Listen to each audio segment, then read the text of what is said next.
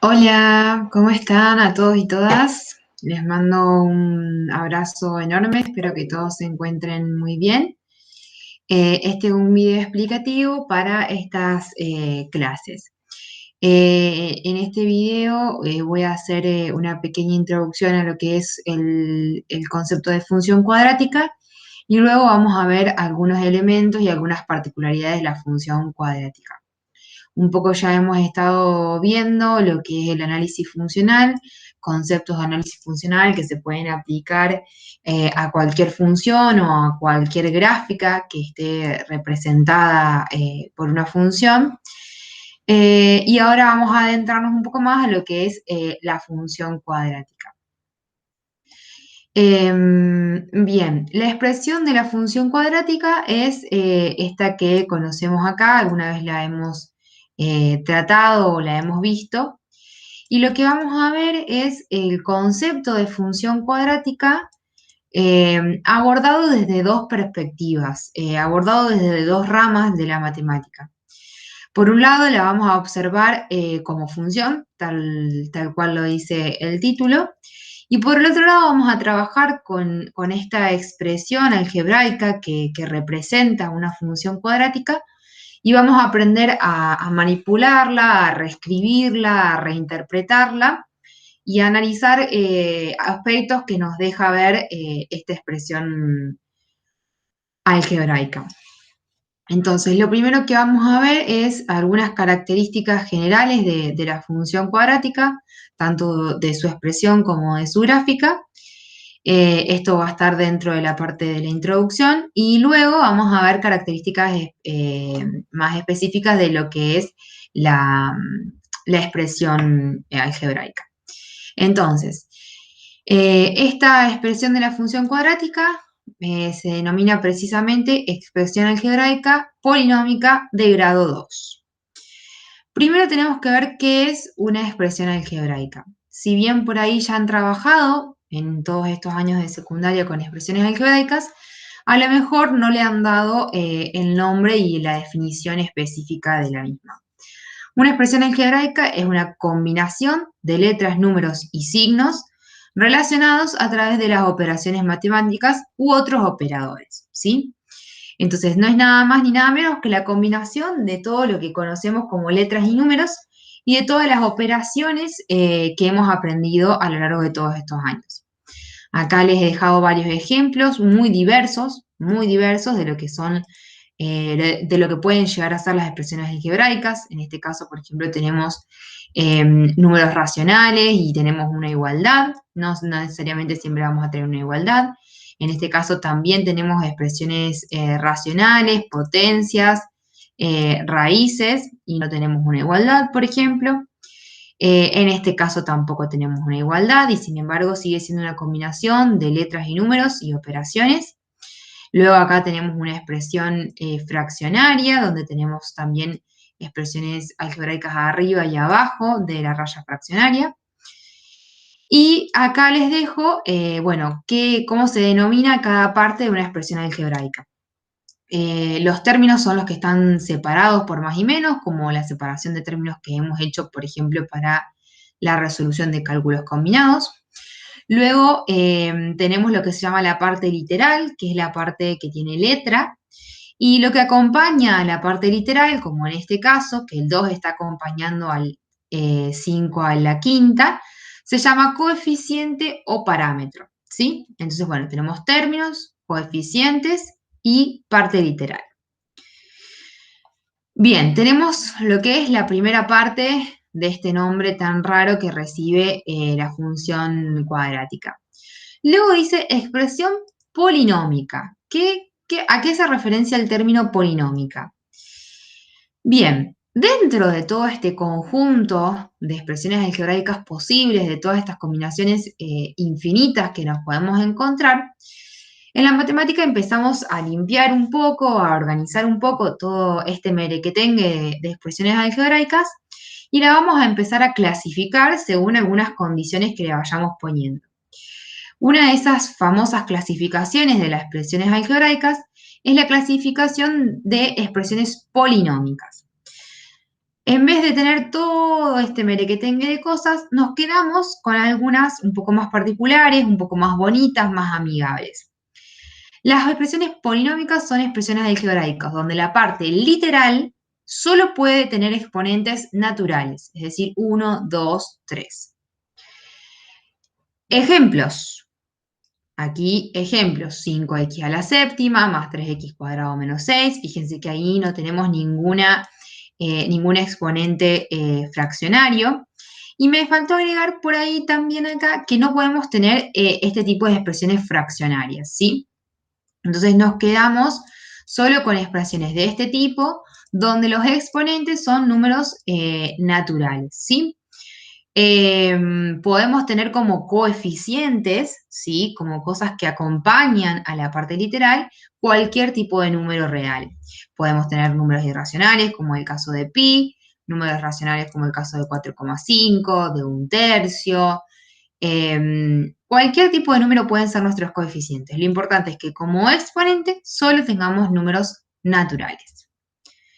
Luego dice expresión algebraica polinómica de grado 2. ¿Qué significa ese grado 2? Bien, una vez que limpiamos todo el mundo de las expresiones algebraicas y nos quedamos con la polinómica, lo que vamos a observar es cuál es el mayor exponente al que está elevado a la parte literal. Es decir, cuál es el mayor, en este caso la parte literal es x, cuál es el mayor exponente que tiene x. En este caso, por ejemplo, es 7. En este caso, 3. En este caso, 1. En este caso, 9. A ese mayor exponente, el que está elevado a la parte literal, se lo denomina grado del polinomio, ¿sí? Entonces, si estamos hablando de un polinomio de grado 2, quiere decir que el mayor exponente al que está elevado a la parte literal es 2, ¿sí? Entonces ahí tenemos un poco más explicado qué significa que nuestra expresión cuadrática sea una expresión algebraica polinómica de grado 2, ¿sí? Bien, entonces ahí explicamos un poquito más qué características o un poquito más de detalle de qué es esta expresión cuadrática. Y si pensamos un poco más, si observamos un poco más, no es la primera vez que trabajan con expresiones algebraicas polinómicas, ya que la función lineal o la función afín que hemos visto, que tiene como ecuación ax más b, también es una función polinómica, un polinomio, solo que este es de grado 1, porque la x está elevado a la 1 en este caso, ¿sí?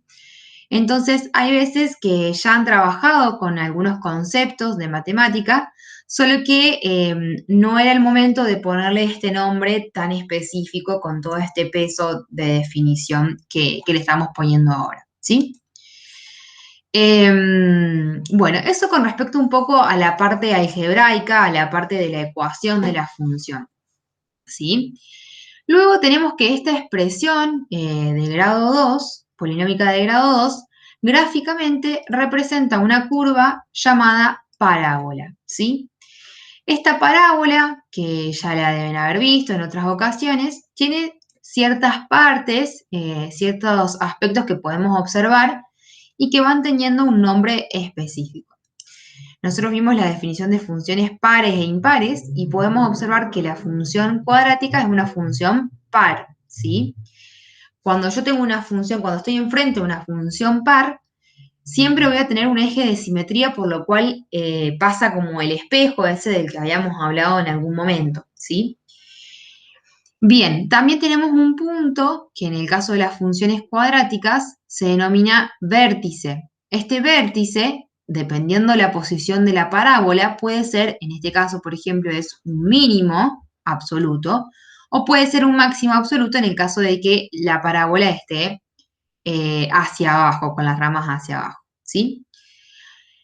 Por este vértice que lo vamos a denominar con coordenada x sub b e y sub b, pasa el eje de simetría por el cual nuestra función se refleja, ¿sí?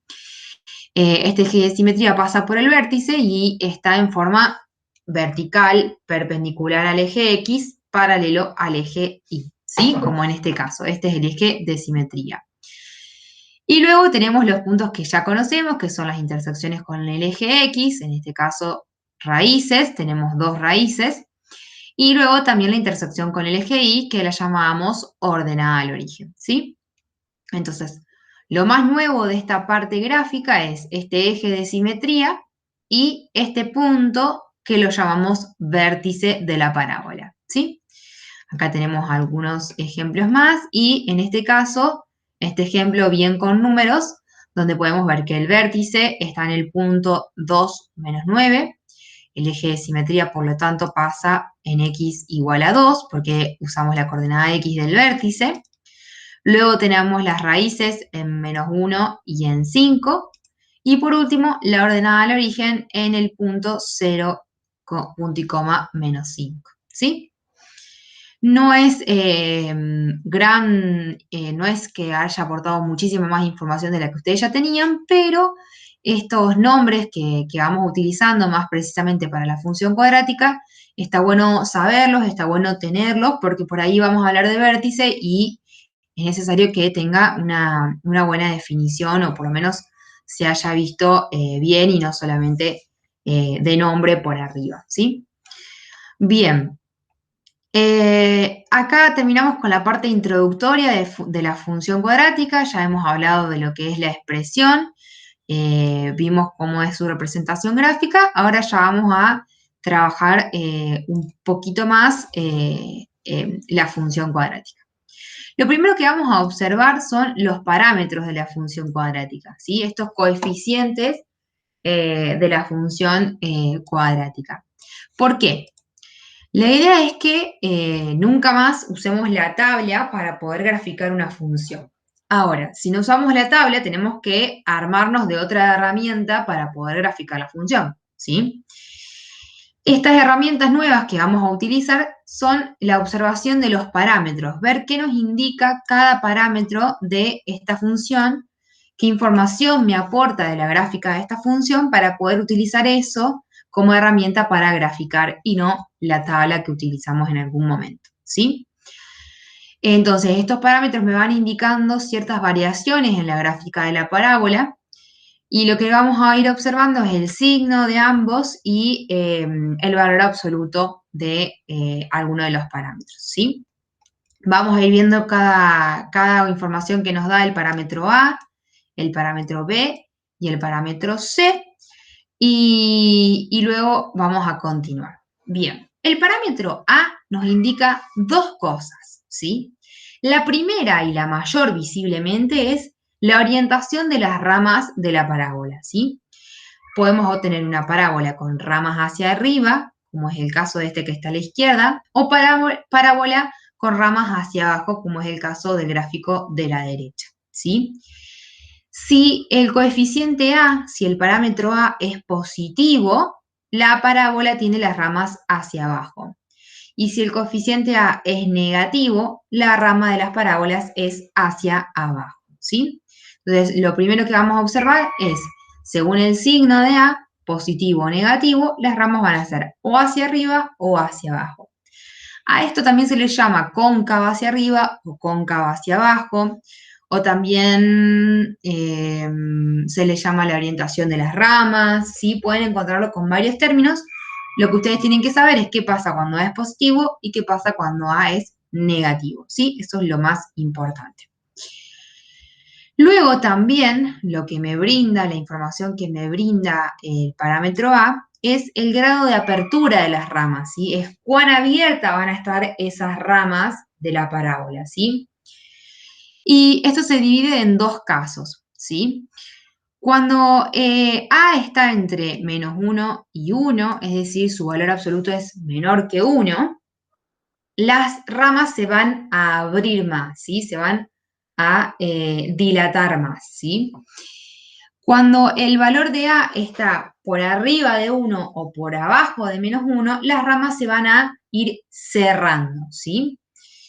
Entonces acá les puse algunos ejemplos, ¿sí? Fíjense que mientras más aumento el valor de A, ¿sí? Voy pasando de 1 a 2, a 5, a 10, como es este caso, las ramas justamente se van cerrando, ¿sí? Porque justamente me estoy yendo cada vez más lejos, ¿sí? Me voy aumentando cada vez más el valor de A por fuera de 1, y eso va haciendo que cada vez las ramas se vayan cerrando un poco más.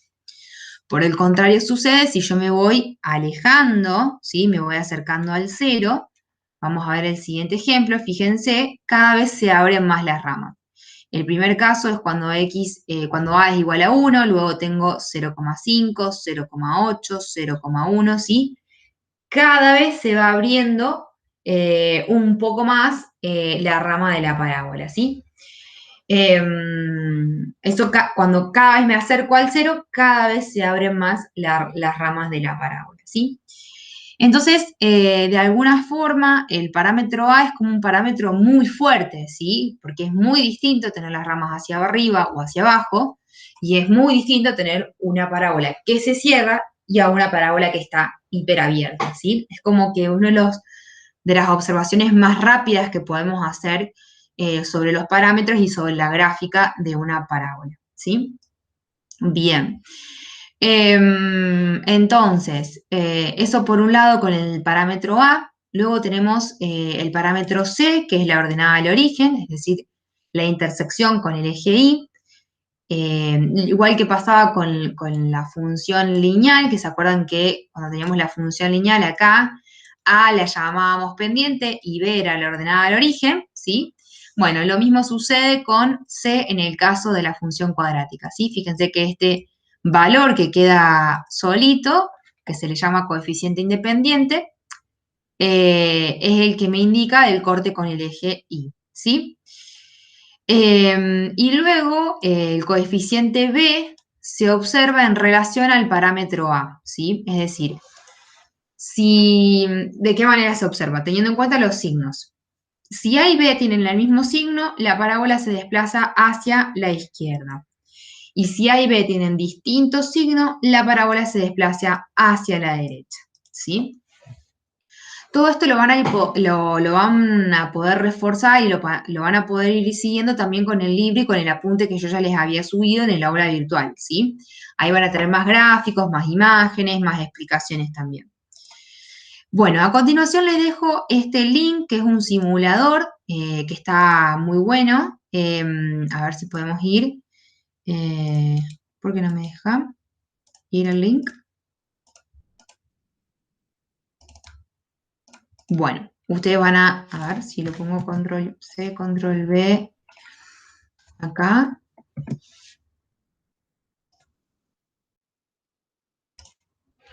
Es un simulador de GeoGebra que es online, o sea que no van a tener problema, no tienen que descargarse el GeoGebra, aunque si lo tienen mejor, donde el parámetro A, B y C tiene deslizadores, donde van a poder ir observando qué es lo que sucede. Fíjense, ahí A es menos 5,7, es decir, es negativo, por eso las ramas son hacia abajo.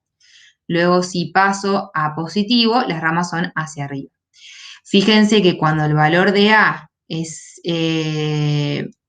cercano a 0, 0,3, la parábola está como más abierta. Mientras más me alejo, la parábola más se va cerrando. Tuki, tuki, tuki, tuki, se cierra, ¿sí? Después tenemos el tema de C, que es la ordenada al origen, ¿sí? Es la intersección con el eje Y. Y luego fíjense que si teníamos A y B con el mismo signo, es decir, positivos, la parábola se va desplazando hacia la izquierda. ¿Vieron que está acá desplazadita? Luego, si tenemos distintos signos, la parábola tuki se desplaza hacia la derecha. Vieron que está desplazada hacia la derecha, ¿sí? Ustedes pueden jugar un poquito más con esto para poder observar mejor esto que estuvimos mencionando. Bien, lo último que vamos a ver es otra cuestión sobre esta función, que son cómo calculamos las raíces de la función cuadrática y qué es el discriminante de la función cuadrática. Algunas de estas cosas ya las estuvimos viendo, no es la primera vez que utilizamos Bhaskara, pero vamos a explicarlo un poquito mejor acá y vamos a observarlo un poquito mejor, ¿sí? Bien, lo importante siempre antes de comenzar es identificar bien cuál es el valor de A, cuál es el valor de B y cuál es el valor de C, cada uno con su respectivo signo, para luego después poder reemplazarlo en la fórmula de Bhaskara y poder calcular las raíces, ¿sí? Si tenemos, por ejemplo, esta función cuadrática, donde tenemos menos 2x cuadrado más 8, podemos identificar que a es igual a menos 2, b es igual a 8, y c, en este caso, es igual a 0, porque fíjense que no tenemos el término independiente acá, quiere decir que c es igual a 0. Reemplazamos por cada valor a, b, c en esta fórmula y obtenemos lo siguiente. Menos 8 más menos 8 al cuadrado menos 4 por menos 2 por 0, que es c. Todo este término se me va a anular porque todo esto está multiplicado por 0. Entonces finalmente me queda menos 8 más menos raíz cuadrada de 8 al cuadrado, ¿sí? Finalmente me queda menos 8 más menos 8 dividido 4. Una vez que estoy en esta situación ya puedo dividir el cálculo, ¿sí? En uno voy a utilizar el más y en el otro voy a utilizar el menos y voy a terminar de calcular las dos raíces de la función cuadrática, ¿sí? En este caso me quedó x igual 1 y x2 igual 4 positivo, ¿sí? Perdón, x1 igual 0, ¿eh? No sé si lo dije bien. Bien, ¿qué es el discriminante de la función cuadrática? El discriminante es lo que está adentro de la raíz, es decir, el radicando de la raíz de la fórmula de Bhaskara, ¿sí? Esto que está acá abajo, b al cuadrado menos 4 por a por c, se le llama particularmente discriminante y se lo denota con la letra griega delta, ¿sí? Este discriminante, según el signo que tenga, ¿sí? Me va a provocar tres situaciones distintas. Si el signo del discriminante es positivo, entonces voy a tener dos raíces reales distintas. Y si el signo del discriminante es igual a 0, voy a tener voy a tener una sola raíz real, ¿sí? Se le puede llamar también raíz doble. Y cuando el discriminante es negativo, no tengo raíces reales. Porque, ¿qué sucede? En este caso, estoy teniendo la raíz cuadrada de algo negativo. Cuando teníamos una raíz con índice par y radicando negativo, es un número complejo, que todavía no los vimos, pero no está dentro de nuestras posibilidades todavía con los cálculos con los números reales, ¿sí? Luego les dejo un grafiquito donde pueden observar un poco mejor las distintas situaciones. En este caso tengo el discriminante positivo, entonces tengo dos raíces reales distintas. Luego, cuando el discriminante es igual a 0, la raíz va a ser una sola y en ese caso va a coincidir con el vértice de la función, ¿sí? Y por otro lado tenemos la situación en la que el discriminante es menor que 0, eso va a hacer que la parábola esté por arriba del eje X con las ramas hacia arriba, entonces nunca lo va a poder tocar al eje X, o podemos tener la situación en la que las ramas están hacia abajo y la parábola está por debajo del eje X, entonces tampoco va a tocar al eje X, ¿sí? Esos son todos los contenidos pensados para estas dos semanas, esta semana que tienen que estar en aislamiento y la que viene que es no presencial. Mi recomendación es que dividan todas estas actividades y todo este material en dos partes, ¿sí? Hagan primero las actividades que tienen que ver con esto de los parámetros de la función cuadrática y luego hagan las actividades que tienen que ver con las raíces y el discriminante de la función cuadrática, ¿sí? Traten de dividir un poquito las clases de esta semana, vayan de a poco y bueno, cualquier cosa van anotando todas las dudas que tengan y las vemos cuando puedan volver a clases presenciales. Les mando un beso y un abrazo enorme y espero que estén todos bien.